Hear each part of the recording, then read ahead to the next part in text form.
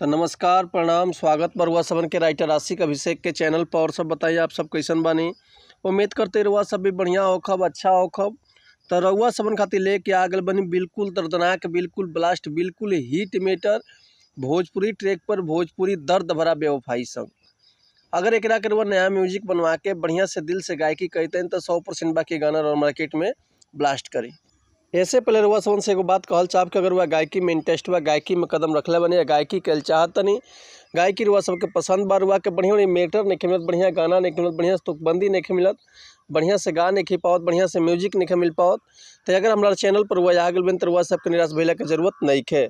काहे से कि रुआ सबन खातिर हम हर एक प्रकार के सॉन्ग लिखिले, हिंदी होके चाहे भोजपुरी होके, चाहे रुआ कोनो भी ट्रैक पर भोजपुरी गाना लिखवा सकिले। ऑर्केस्ट्रा सॉन्ग, लव सॉन्ग, बेवफाई सॉन्ग, पूर्वी, निर्गुण, भजन, लोकगीत, लयदारी, रंगदारी, जातिवाद सॉन्ग, चाहे वो अपना मनपसंद के कोनो भी गाना लिखवा सकिले, वो बिल्कुल उचित चार्ज पर। तो ऐसे कहल चाहब रुआ समझ से कि अगर हमारा चैनल पर वो नया बानी, पहला बार चैनल पर आयल बानी, तो चैनल के लाइक कर दी, सब्सक्राइब कर दी, बेल आइकन प्रेस कर दी, ताकि कोनो वीडियो अपलोड करी तो सबसे पहले नोटिफिकेशन रुआ सबन के मिले।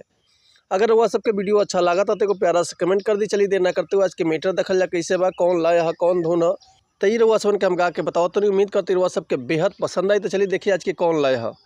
आज से बहुत पुराना खेसारी भैया गाना आई रहे कि मेहनत क के भले कितनो कमैबा, हचरा के सुख बबुआ कतही न पैबा, सपना न होई तोहर पूरा, कि माई बिना जिंदगी अधूरा, हे बबुआ माई बिना जिंदगी अधूरा। तो यही ट्रैक पर सबन खातिर लेके आ गए बने बिल्कुल दर्दनाक बेवफाई सॉन्ग।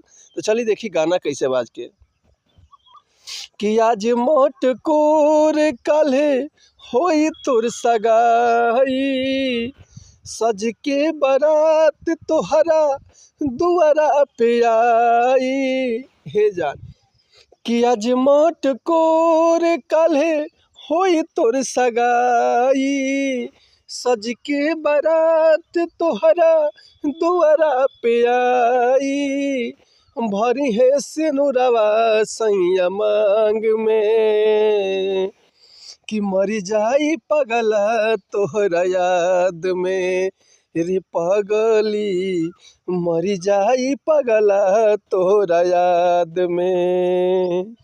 तो उम्मीद करते हैं मेटर रुआ सबके बेहद पसंद आयल हो। अगर ये गाना के रुआ फुल लिखवाल चाहतनी तो डिस्क्रिप्शन में हमारा कॉन्टैक्ट नंबर बा, व्हाट्सअप नंबर बा, कॉल कर सके या व्हाट्सअप कर सके, रुआ के बिल्कुल उचित चार्ज पे फुल गाना मिल जाई। एक और बात रुआ सबसे कहल चाहब कि अगर हमारे गाँव में कोई मिस्टेक होता तो भैया क्षमा चाहतनी, ऐसे कि हम गायक ना ही रुआ सबन के खाली बता सकिले, समझा सकिले। तो चलिए मिलते नेक्स्ट वीडियो में कुछ नया गाना, कुछ नया धुन, कुछ नया कंपोजिशन लेके। तब तक के लिए रुआ सब सम्मति चाहतनी। नमस्कार प्रणाम, जय हिंद, जय भारत, जय भोजपुरी समाज, हर हर महादेव, जय शिव शंभू, जय माता दी।